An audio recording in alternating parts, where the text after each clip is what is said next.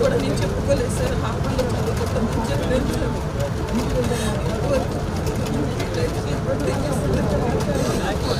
పోలీసులు న్యాయం చేస్తారని చెప్పి ఇప్పుడు ఆయన కూడా నాకు ఇప్పుడు వెళ్ళాడు. క్రైమ్ బ్రాంచ్ పంపించారు. ఇక్కడ Machavaram PS sir, Vijayawada Machavaram PS sir. చూస్తాం అని అన్నారు. వాళ్ళు మీకు ఫోన్ చేయాలి, ఫోన్ చేస్తే కానీ మేమేం చేయలేమని చెప్పారు సార్. ఎఫ్ఐఆర్ పెట్టాను సార్.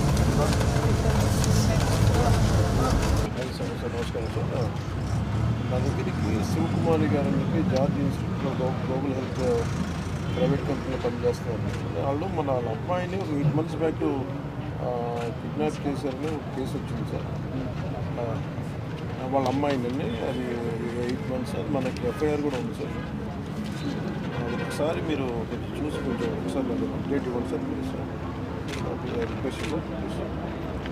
పంపిస్తాను సార్, మన కేకే గారిని పంపిస్తాను సార్. ఆవిడ పంపిస్తాను సార్, చూడండి సార్.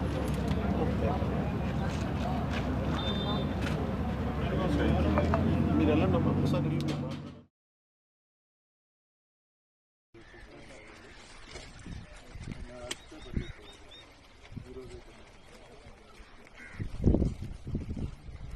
అందరికీ నమస్కారం. సో నిన్న చిరాల రూరల్ పోలీస్ స్టేషన్ అంటే ఈపురపాలెం పోలీస్ స్టేషన్ పరిధిలో నిన్న ఎర్లీ మార్నింగ్ అరౌండ్ 5:45కి ఒక అన్ఫార్చునేట్ షాకింగ్ ఇన్సిడెంట్ జరిగింది. ఒక 21 years old అమ్మాయిను అత్యాచారం చేసి హత్య చేయడం జరిగింది. అమ్మాయి ఎర్లీ మార్నింగ్ 5:30, 5:45 టైంకి బహిర్భూమికి బయట వెళ్ళడం జరిగింది. అక్కడ అమ్మాయిను రేప్ చేయడం, తర్వాత అక్కడే అమ్మాయిను మర్డర్ చేయడం జరిగింది. సో ఈ ఇన్సిడెంట్ మీద ఇమ్మీడియట్గా crime number 169/24 of Chirala rural police station under section 302, 376 IPC కింద కేసు నమోదు చేసి ఇమీడియట్గా ఇన్వెస్టిగేషన్ టేకప్ చేయడం జరిగింది. సో సీన్ ఆఫ్ క్రైమ్ని క్షుణ్ణంగా పరిశీలించడం జరిగింది. నేను కూడా, ఐజీ గారు కూడా, అందరూ కూడా సీన్ ఆఫ్ క్రైమ్ని పరిశీలించడం జరిగింది. సీన్ ఆఫ్ క్రైమ్లో ఉన్న అన్ని ఆధారాలు, అన్ని ఎవిడెన్సెస్ సైంటిఫిక్ మేనర్లో కలెక్ట్ చేయడం జరిగింది. అక్కడ క్లూస్ టీమ్ పంపడం జరిగింది, అదేవిధంగా డాగ్ స్క్వాడ్ కూడా పంపడం జరిగింది. సో అవన్నీ ఎవిడెన్సెస్ కలెక్ట్ చేసి ఇన్వెస్టిగేషన్ టేకప్ చేయడం జరిగింది. ఈ కేసును సవాల్గా తీసుకొని, అంటే ఈ కేసులో అప్పటికి క్లూజ్ లేవు, అంటే ఎవరు చేశారనేది మాకు ఎటువంటి క్లూజ్ లేవు. ఈ కేసును అందుకని సవాల్గా తీసుకొని, అంత సీరియస్ ఇన్సిడెంట్ జరిగితే 10 టీమ్స్ ఏర్పాటు చేయడం జరిగింది. ఈ కేసు దర్యాప్తు అన్ని కోణాల నుంచి ఈ కేసు ఇన్వెస్టిగేషన్ చేయడం జరిగింది.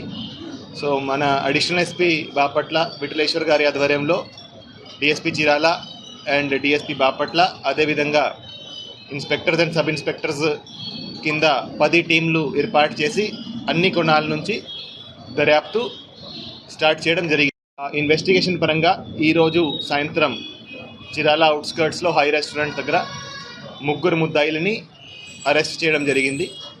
ఈ 3 ముద్దాయిలు ఈపురపాలెం విలేజ్కే, సేమ్ విలేజ్. రోజు సాయంత్రం చిరాల అవుట్స్కర్ట్స్లో హై రెస్టారెంట్ దగ్గర 3 ముద్దాయిలని అరెస్ట్ చేయడం జరిగింది. ఈ 3 ముద్దాయిలు ఈపురపాలెం విలేజ్కే, సేమ్ విలేజ్కి చెందిన వాళ్ళే. A1 Devarakonda Vijay, A2 Karanki Mahesh and A3 Devarakonda Srikanth. So వీళ్ళు 3కి ఇంతకుముందు కూడా వాళ్ళ మీద కొన్ని కేసులు, క్రిమినల్ కేసులు ఉన్నాయి. ఎవరైతే A1 and A2 ఉన్నారో వాళ్ళు ఆ రోజు ఎర్లీ మార్నింగ్ అరౌండ్ 5 గంటలకి అదే ప్రాంతంలో, ఆ రైలు పట్టాల దగ్గర మందు తీసుకొని అక్కడ వాళ్ళు డ్రింక్ చేస్తున్నారు. సో వాళ్ళు నార్మల్గా అదే ప్రదేశంలో తరచుగా డ్రింక్ చేయడం జరుగుతూ ఉంది. అదే టైంకి ఎవరైతే హతురాలో ఉందో, ఎవరైతే విక్టిమ్ ఉందో, ఆమె ఆ ప్రదేశానికి వెళ్ళడం జరిగింది. ఆ ప్రదేశానికి వెళ్తే వాళ్ళు అదే అవకాశంగా చూసుకొని ఆమెను ఇద్దరు బలవంతంగా లాగేసి బుషెస్లో తీసుకువెళ్ళి అక్కడ ఆమె మీద అత్యాచారం చేయడం జరిగింది. తర్వాత ఆమె నోరు మూసుకొని ఆమె తల మీద రాయితో కొట్టి ఆమెను స్మదరింగ్తో, అంటే ఆమె నోరు ముక్కు మూసుకొని ఆమెను అక్కడ చంపడం జరిగింది. ఇది చేసినాక వాళ్ళు అక్కడ నుంచి పారిపోవడం జరిగింది. పారిపోయి వాళ్ళిద్దరూ వాళ్ళ ఇంటికి వెళ్ళి అక్కడ వాళ్ళ బట్టల మీద కొన్ని మట్టి, తర్వాత కొన్ని ఈ మార్క్స్ ఉన్నాయి. అందుకని వాళ్ళ ఇంటికి వెళ్ళి అక్కడ బట్టలు కూడా చేంజ్ చేయడం జరిగింది. దాని తర్వాత వాళ్ళు ఒక్కసారి మళ్ళీ సీన్ ఆఫ్ క్రైమ్కి రావడం జరిగింది. అప్పుడు కొంతమంది వాళ్ళను అక్కడ చూడడం జరిగింది. అంటే వాళ్ళు సీన్ ఆఫ్ క్రైమ్లో మళ్ళీ ఆ రోజు కొంతమందికి కనపడ్డారు.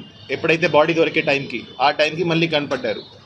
సో అందుకని మాకు వాళ్ళ మీద కూడా అనుమానం వచ్చింది. వాళ్ళ మీద ఇంతకుముందు పాత కేసులు కూడా ఉన్నాయి కాబట్టి వాళ్ళను అరెస్ట్ చేసి విచారిస్తే వాళ్ళు ఈ క్రైమ్కి కన్ఫెస్ చేయడం జరిగింది, వాళ్ళే చేశారని.